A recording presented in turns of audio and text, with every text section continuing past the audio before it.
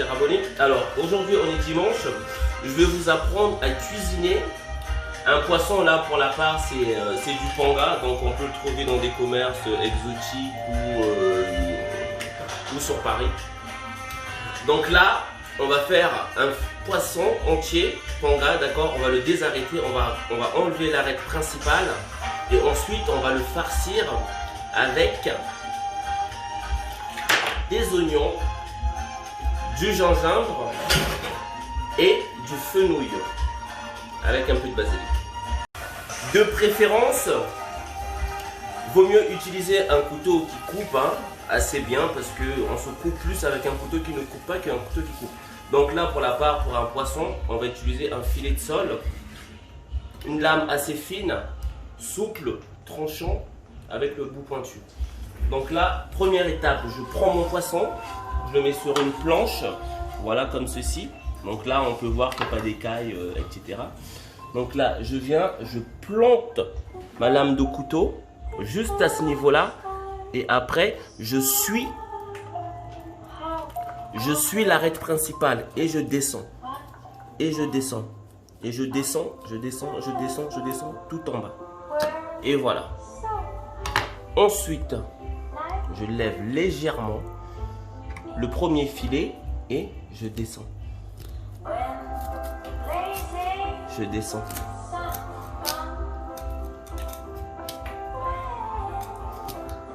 Comme vous pouvez le voir, là on a l'arête principale et là on a le premier filet. L'arête principale. Donc là, ce qu'on va rechercher, donc on va retourner le poisson dans ce sens-là et on va commencer par la queue. Toujours passer la lame au-dessus de l'arête principale.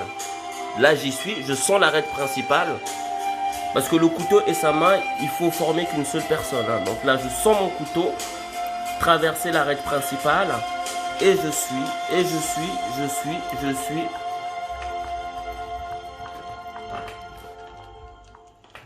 Abonné comme vu dans la vidéo précédente. Alors je vous ai parlé de cuisiner du panga, donc un poisson différemment, en enlevant l'arête principale et en introduisant une farce. Donc là, après avoir désarrêté notre poisson, comme vous pouvez le voir, on a enlevé l'arête principale. On a principalement deux filets, comme vous les voyez là. Voilà ce qu'on va utiliser pour notre garniture. Du basilic pour amener un peu de fraîcheur, oignon botte, du poivron, de l'oignon, du persil, du fenouil pour plus de saveur et un petit peu d'huile d'olive. Pour ceux qui le souhaitent, bien évidemment, vous pourriez rajouter de la tomate. Et j'aime bien utiliser le gingembre pour le poisson parce que je trouve que ça ramène de la tomate. Et j'aime bien utiliser le gingembre. Voilà, un petit peu. On a mis des poivrons, on a mis des oignons, on a mis du poivre, on a mis du sel. Pas de cube magé, ça rend mal. Deuxième étape. On va passer au fenouil, on va le laver bien sûr.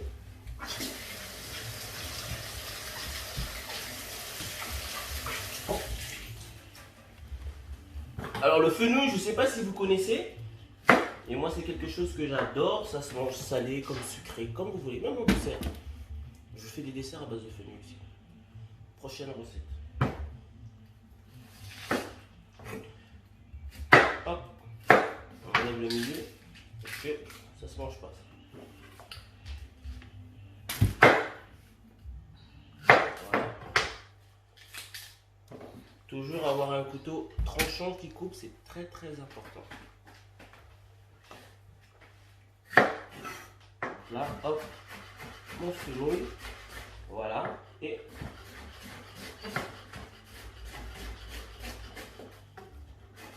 on va éviter de se couper les doigts.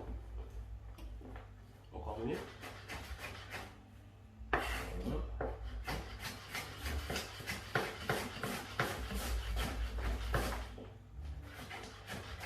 Et le fenouil, c'est bon pour la santé, surtout pour les hommes. Très aphrodisiaque. Il n'y a pas que le gingembre.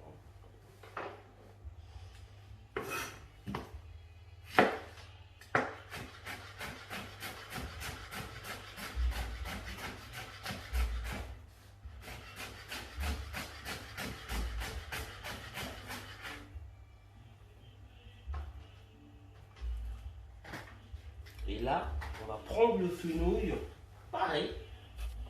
Voilà. Comme ceci. On le met dans notre poisson.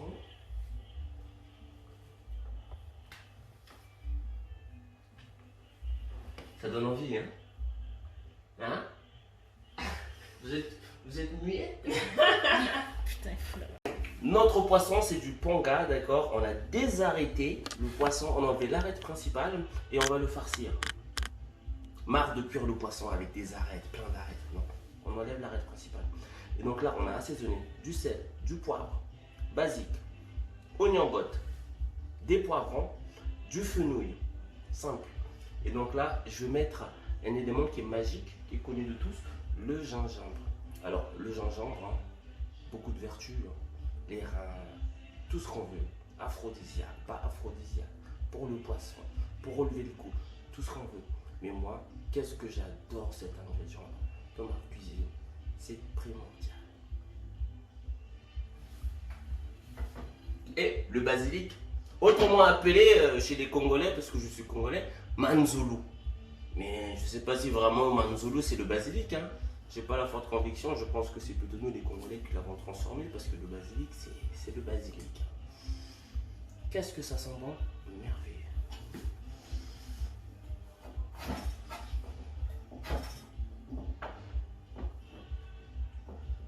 Alors,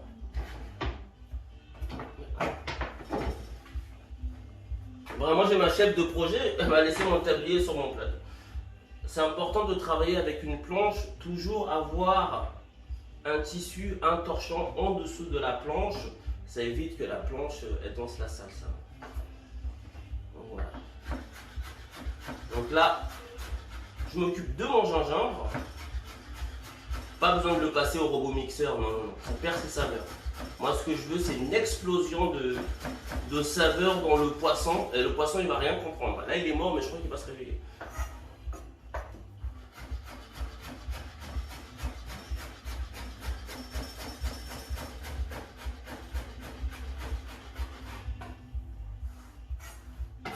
Alors pour la petite histoire, des fois les gens ne comprennent pas. Mais comment les cuisiniers arrivent à couper aussi vite que ça? Non, c'est une question d'expérience. Hein, parce qu'on ne se lève pas un matin et on va s'amuser à couper comme ça. Hein. Voilà. Comme je peux vous le montrer, je peux avoir les yeux fermés, écoutez, parce que ma lame je la sens. Et ma lame je la connais. Donc voilà. Là je ferme les yeux et je continue à couper. Je sens mes doigts, je sens ma lame, je sens mon couteau. Et là, je sais que j'arrive au bout, je rassemble mes ingrédients et je repars. Voilà. Un petit peu. Voilà. Voilà ce que je voulais. Hacher mon persil à base de mon couteau. Alors ça c'est un éminceur hein, de préférence. C'est un couteau professionnel. Alors vous en trouverez dans les magasins beaucoup plus moins chers que ça. Donc là j'ai parsemé mon poisson. J'ai mis de l'amour, j'ai mis de la qualité. J'ai mis mes tripes. Voilà. Pour moi la cuisine c'est avant tout... Avant tout, c'est une passion, c'est une communication, c'est une façon de s'exprimer, de montrer ce que l'on ressent. Donc voilà, là je mets de l'amour dans ma cuisine et puis et ça se voit. Hein. Là j'ai mis du persil et on va passer au basilic. Voilà, c'est le bouquet final, c'est la cerise sur le gâteau. Alors j'aime beaucoup le basilic parce que ça parfume mais voilà, là c'est terrible. Hein. C'est terrible.